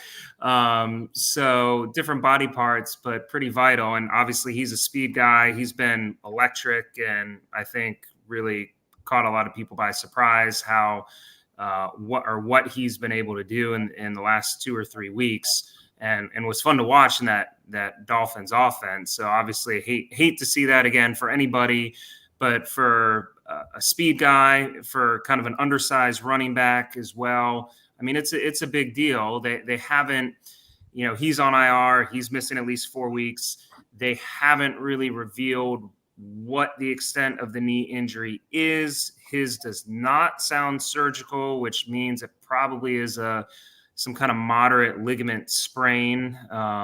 So I would hope maybe he is back more at that actual 4-week mark, if it's kind of what we think about. But again, him being undersized and speed guy, they got to be really careful bringing him back in the right way. So, yeah, a great start.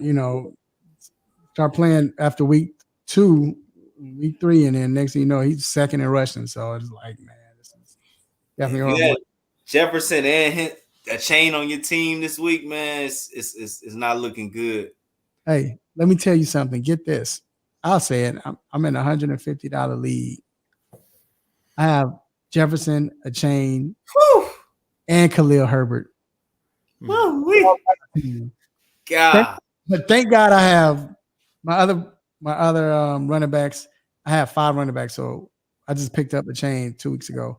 But I still have Kenneth Walker III. I have James Cook. I have ETN. Oh, you good. I forgot those are 3 I got. So I'm good.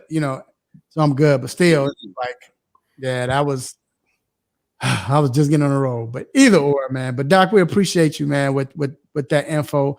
But Doc, it's time to get to these picks, man. And next week I will show the photo and the record right now. But right now it's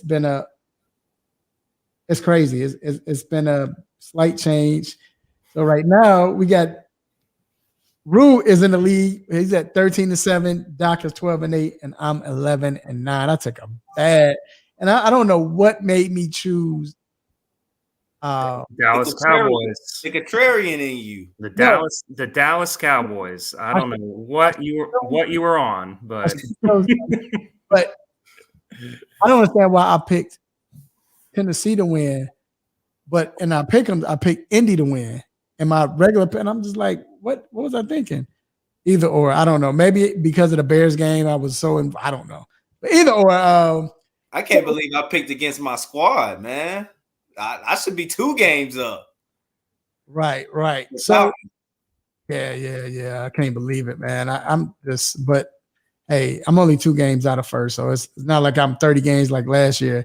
So let's get to it. Doc, we're gonna start with you.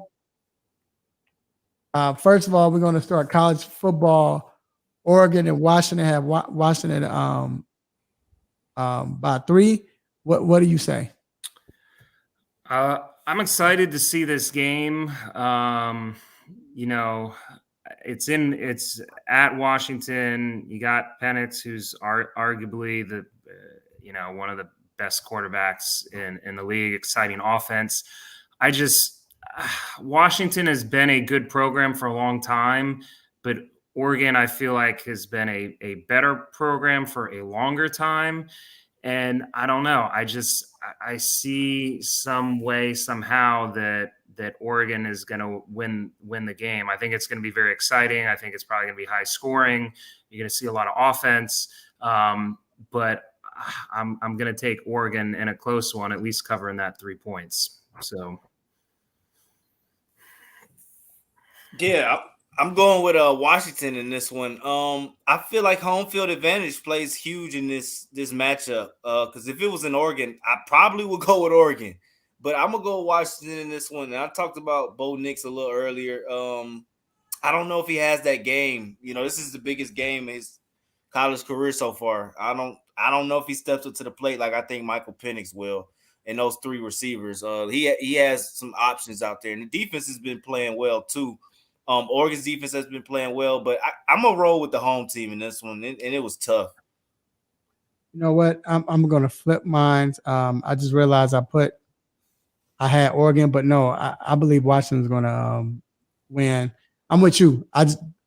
Bo Nix looks good, but I'm not a believer. So I'm going with Washington on this. The next matchup.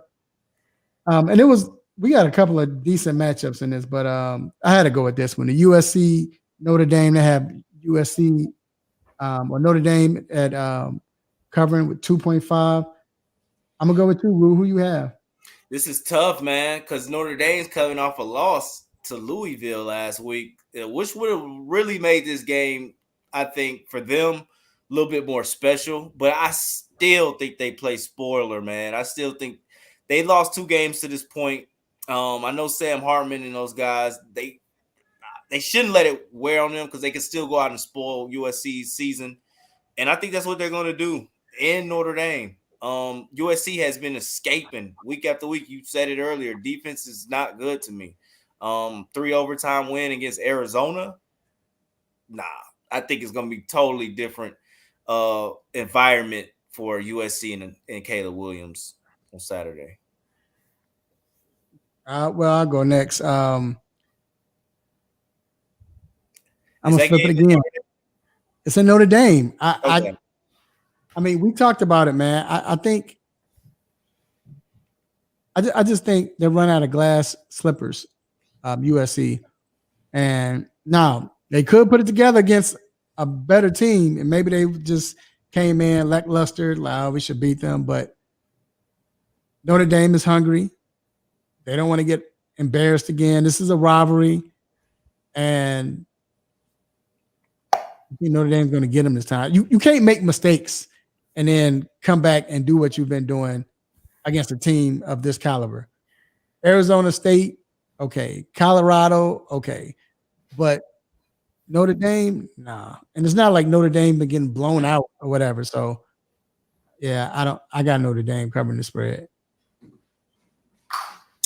Yeah, I guess I'll stay on my island and continue to go against you guys. I'll take USC. I agree. They've been escaping. Their defense, no disrespect, is kind of garbage. But Notre Dame, honestly, and this is maybe my sour grapes, they should have lost their last 3 games, including the one to Duke. So I don't think it was a fluke that Louisville spanked them pretty bad this weekend. So I don't really give Notre Dame much credit at this point. I haven't been impressed, and I've watched them pretty closely last few weeks. Honestly, I haven't watched USC as much just with the later games and having a newborn and going to bed early. But give me the best player on the field, Caleb Williams, to find a way to win, and certainly USC to cover that 3 points. So, right. And now let's go to the NFL. Doc, we're going to start with you. We have Seattle, Cincinnati. Who do you have? You said me, yes. I'm going Cincy. We talked last week about, hey, when are they going to find their groove? I think they at least found it for a week, and it seems everybody is happy. Burrow, Chase, they all seem like themselves. I'm hoping for the sake of my fantasy teams, both of them, where Jefferson is my number 1 receiver. T. Higgins is my number 2 receiver. So if he doesn't play again, I'm really screwed. So give me the Bengals. I think we're going to start seeing a little bit more of what they've shown us in the last couple of years, not what they showed us in the first few weeks of this season. Yeah, I'm right with Doc. I think Joe Burrow and those guys found their footing. Mr. I'm always open. I think he got his groove going. I think T. Higgins another week getting healthy. That Seattle pass defense is not good. It's like almost last in the league. It's like 30th or 31st in the league. So maybe I don't know. Is Jamal Adams playing? We don't know yet, but it doesn't matter. I think Joe Burrow has another 300-yard multiple touchdown day. All right, I'll make it short and sweet. I'm going with Seattle. I just think Cincinnati, it just could get them going. Like Doc said, you're right. But it was Arizona.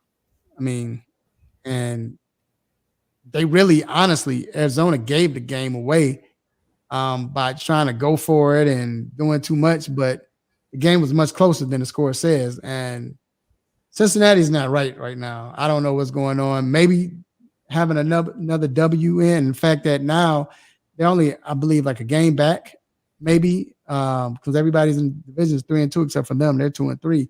So maybe that's it. But Seattle, I think Seattle bounced back after the bye to correct some things. Their offense looks good. Cincinnati's defense don't look good. And I have Seattle winning at home. All right, next game we have, Rue, we're going to start with you. We're gonna go with Indianapolis and Jacksonville. Yeah, I'm going Jacksonville in this one. They had a great 2 weeks in London. Got a lot of things done that they couldn't get done in the States after getting beat twice at home by the Houston Texans and the Chiefs. But I think they got something going. I think ETN is becoming one of the best backs in the game. He's been consistent, and the receivers are really, for Jacksonville, really, and Kirk and those guys and Jones are really showing improvement. So I think Jacksonville gets it done in a division matchup with a backup in Minshew. Even though it probably doesn't matter, but yeah, I think Indianapolis plays better with Minshew. Yeah, or they play better. Yeah, I think they play better with Minshew. Yeah, I think so too. The passing game is deadlier. Especially when they start the game off with with Richardson. Now that's the difference because now you got to switch the whole defense. I think that's why Minshew plays well. When they played against Baltimore, he didn't necessarily play well, but the defense and just defense is great. But yet still, like you said, I just got Jacksonville. Right now they're on the high.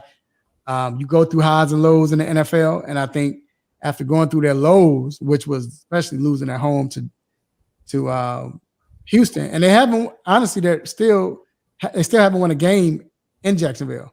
But I think this is the game that they get back. Defense is playing great.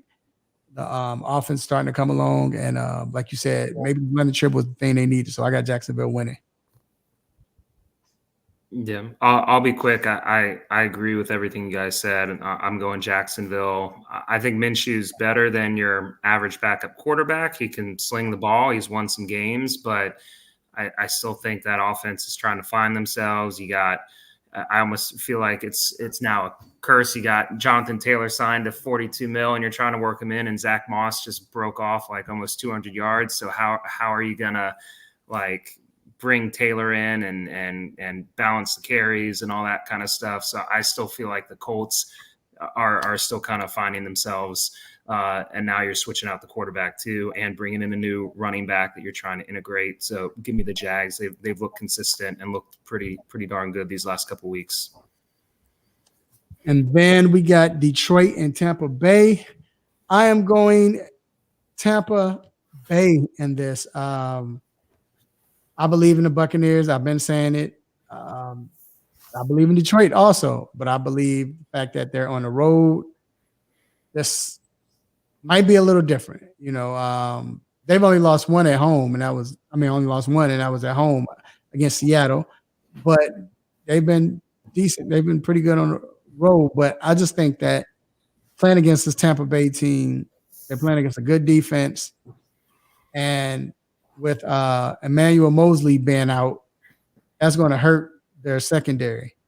So, and if Tampa get a little time, and not get bombarded by that defensive line by Detroit, I think it's going to be hard for them that secondary to handle those receivers out of Tampa. So, I got Tampa winning.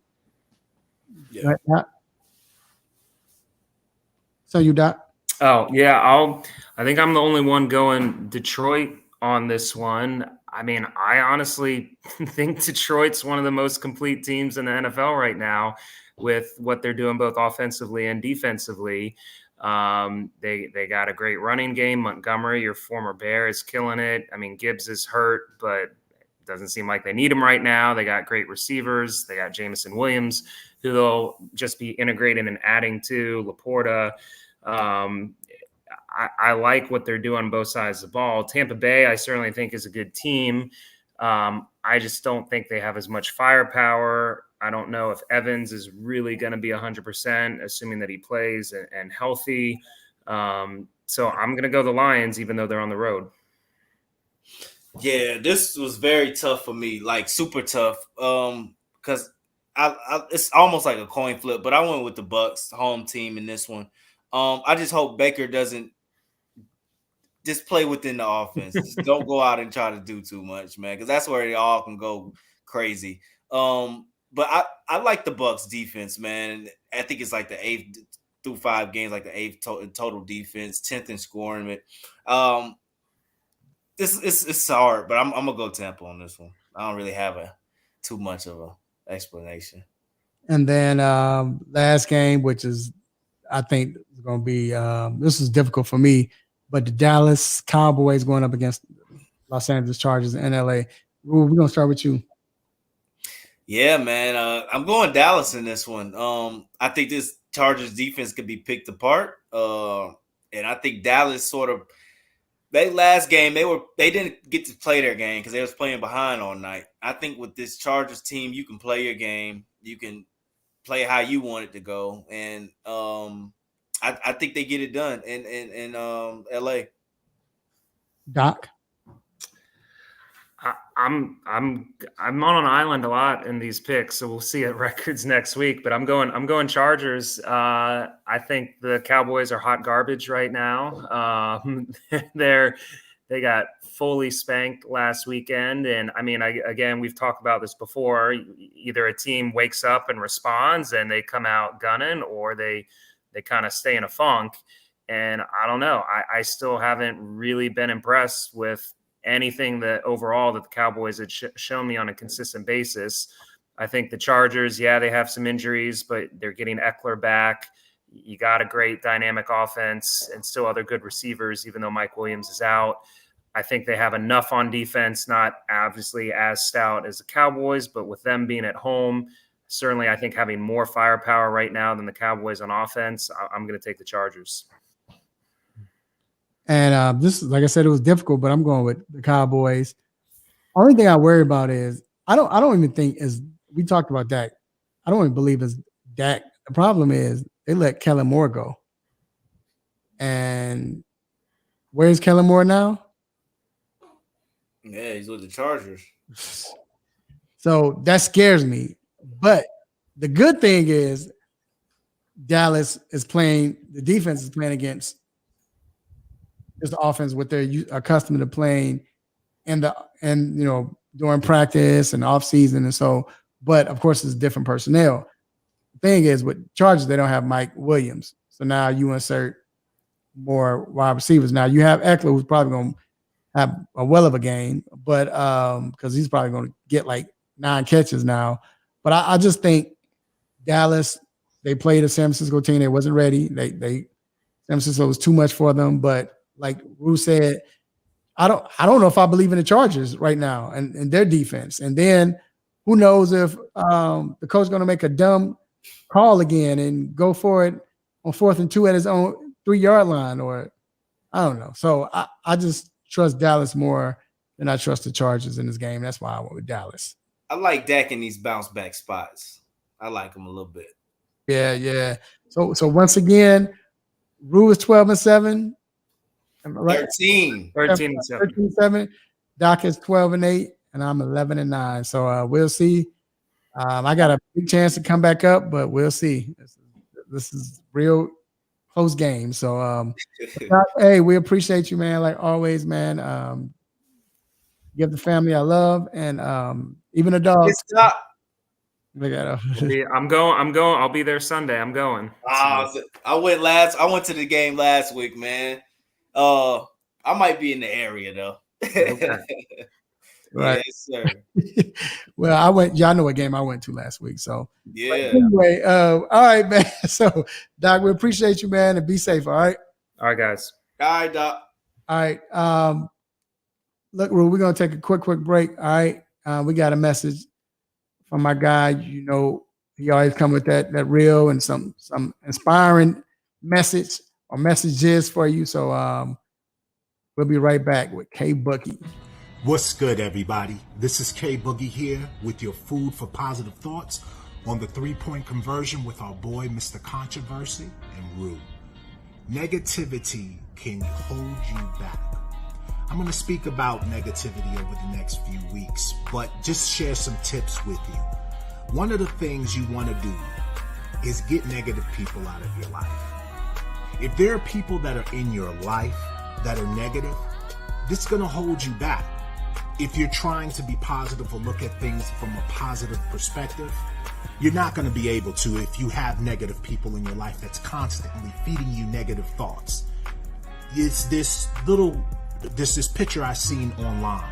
It was showing a bad fruit, and it was showing a bad fruit put amongst good fruits would soon corrupt all of those good fruits. And it takes one bad fruit to corrupt those good fruits. So think about it. If you have one negative person in your camp and they constantly are feeding negative thoughts into your life, you don't think that'll corrupt you sooner or later? Remember, you're equipped. You deserve better. They deserve better. And if they don't understand that, that's on them. But you deserve better. So do better for you. So this way you can have the life that God has intended for you to have. You're equipped. Have a good one. See you next week. All right. We are back inside the 3-point conversion sports lounge. And our last segment, MLB playoffs and Rue. I don't know if you want to really get into this, but man, first off, man, we got to start with the home team, bro. I gotta look. I hadn't even looked at the score. Braves lost 10-2. What's the problem? Is it just Philly is just outplaying them? Is it that simple? Is it coaching? Is it? Yeah, man, it's everything. You just said. It's definitely coaching. I think coaching played the biggest part in today's loss. Snicker, man, it's October. You got to have a short lease, especially with a pitcher who showed you who he is over the past 3 months. I know he's an all-star, but post all-star break, Elder has been horrible. This ERA is close to 5. And you left him out there, man, to die. And you left him out there, and he gave up 6 runs. You cannot leave a pitcher out in the playoffs to give up 6 runs. And you watched it happen. Nick Castellanos tied it up 1-1 with a home run, and I thought somebody should have been warming in the pen then and there. Then you give up 2 more hits to put a runner at second and first, and then let the same guy, Elder, pitch to Bryce Harper, who just knocked it out the park. It was over from there. But I told you last week, man, when Philly was in the wild card, I'm nervous. Philly is the best team in the playoffs outside the Braves to me. They're better than Houston this year to me, because of what they're getting from their aces. So, yeah, man, it's. But to win last game, a game we really shouldn't have won. They choked and blew away, but got me excited all again. But I'm disappointed. Not necessarily. I am with the hitting. I am disappointed in the hitting. Is not there this series. Well, it was there late last game, but pitching, man, I'm most disappointed with the pitching. Max Fried doesn't look like Max Fried should. He gave up 5 hits in an inning in the first inning last game. Gave up 4 runs. In a game which he probably should have lost. Strider doesn't. He lost the first game. Didn't look good. Now Elder, man. So hey, it's not over, but I'm not happy. Yeah. They started out so well tonight too. They started out good. Like, I think the second inning, Braves scored. No, did they score first? No, they didn't score in the first inning. Second inning. Albies. They scored. Yeah. Acuna got on base with a double, and then the hits start coming in. So it looked good, but it's just like that second inning, Philly just like you said, and they did leave him out too long. My only question is, I'm wondering, and you can't do this in playoff baseball, but I'm wondering if Snicker was thinking, because we got one more game at least, let's try not to worn out our bullpen, and hopefully he can turn it around. He can. I don't know. I mean, because I'm like, they need to take him out. I'm like Chris Tucker on Friday. Shoot him! Remember that's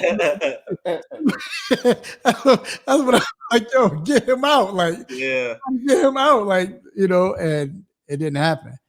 But also right now, Houston is up 3-2 on Minnesota.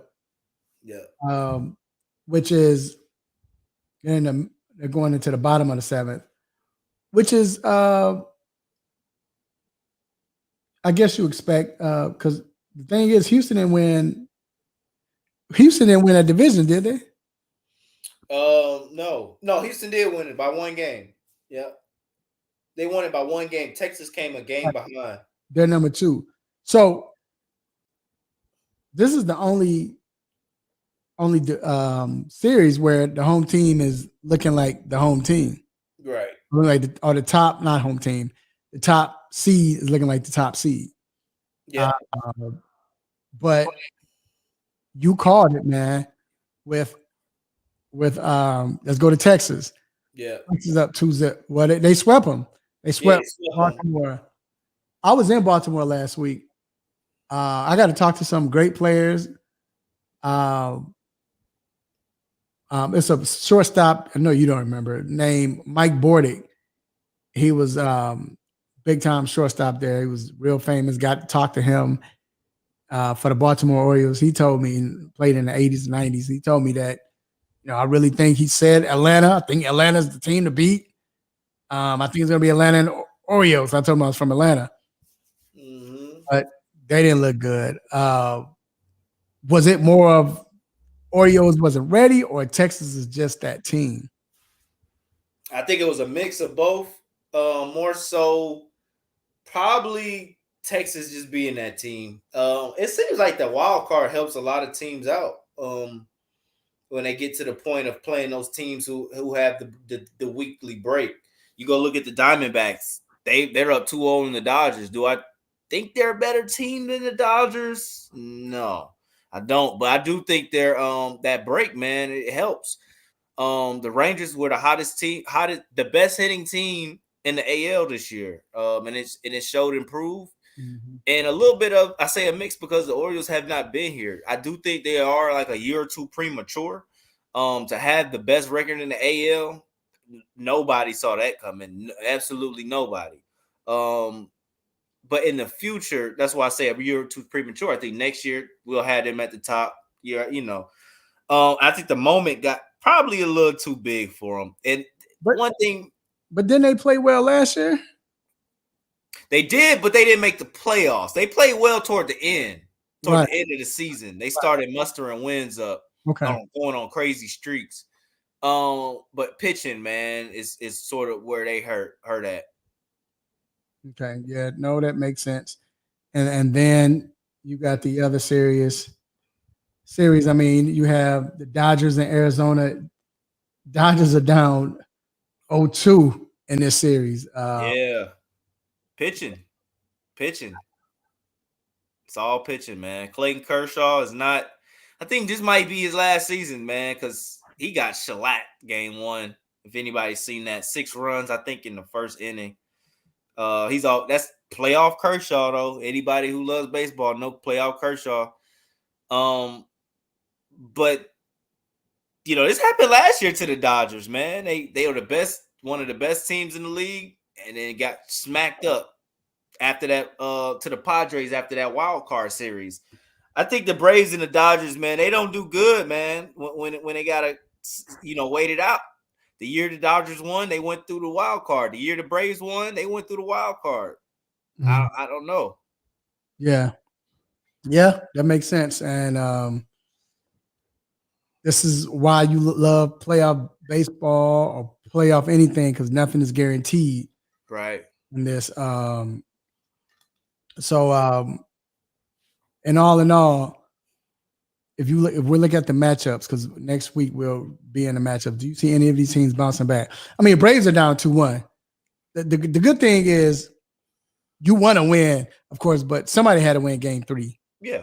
It wasn't like, but now you have to, you're in a must win now, because one more win, you're out. One more loss, you're out.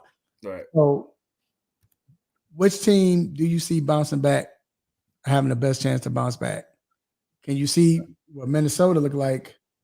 I mean, this game is not over. It's not over, but they're not going to win the series. And can the Dodgers bounce back? Nah. The one team that can bounce back is right here on my cap. It's the Braves. The Braves will win tomorrow. We will win tomorrow. And we will see a game 5 here in Atlanta. Well, we will win. Strider on the mound tomorrow, our best pitcher. Yes, he's our better pitcher over Fried right now. Anybody out there who doesn't think so. So I'm fully confident in the Braves tomorrow. Fully confident in the Braves tomorrow. And then we'll see what happens game 5. But I'll take Hutch at the crib over anybody. So. Okay, and tomorrow, the Braves play at 6:00. Yeah, we throwing Strider. I don't know who they're throwing. Walker. Who are they throwing? Let's see. I'm trying to see. Lorenzen. Let me see who they got. Like they have Suarez. Oh, Ranger. Okay. We know Ranger. We've seen Ranger. We've beat Ranger up. So Braves will win tomorrow. Guaranteed. Well, all right, man. Well, look, man, we hope to see that. Home team, of course. We got everything out. Like it didn't work, but he got everything out, man. But look, it definitely was a great show. And like I always say after every show, at the end of every show, you hear this music, already know what it means. It means that it's time to let you go. But before we let you go, we have a couple of shout outs. Stay tuned. Might be one of them. First of all, I want to give a shout out to the Almighty God for giving me this platform to do what I do, say what I say, make you upset, mad. Want to give me the stop it button? God, I thank you for this opportunity. First, I want to apologize. Like I said, I don't know if we're going to be dealing with this again. I don't know. This is not right. I don't know what's going on. All of a sudden, we keep having these problems. But, hey, we're going to get it straightened out. So we appreciate you for being with us and rocking with us. Also, I want to give a shout out to my guy, Rue, doing what he does. Always showing up. Always. Rue, what you got, man? Not much, man. It's always a pleasure, dog. Hey, I'm feeling good, man. Like I said, be there at 12, man. Just grateful for another year. Keep leveling up, man. Yeah, man. Of course, happy birthday. Thank you. Also want to give a shout out to Vincent, the Fantasy Guru, for coming on, doing what he does, giving us that good and nice information. Also, we want to give a shout out to Dr. Fowler, Dr. Donnie Fowler III, orthopedic for Ortho Atlanta. You know I got it. And thank God for our sponsors, Ortho Atlanta. And hey, man, I want to thank everyone who listened, watched live, who commented. We thank Ed. Manel was in here watching. TJ Bentley, Vincent, the Fantasy Guru. Who else is in here? Of course, our guy always show up. One and only Brandon. We appreciate Brandon, Mr. Clarence Inc., and everyone else who listens to this as a podcast. Hey, I want to thank my beautiful family, lovely wife, lovely children. Beautiful wife, I should say. Lovely children, nieces, nephews, uncles, cousins, brothers, sisters.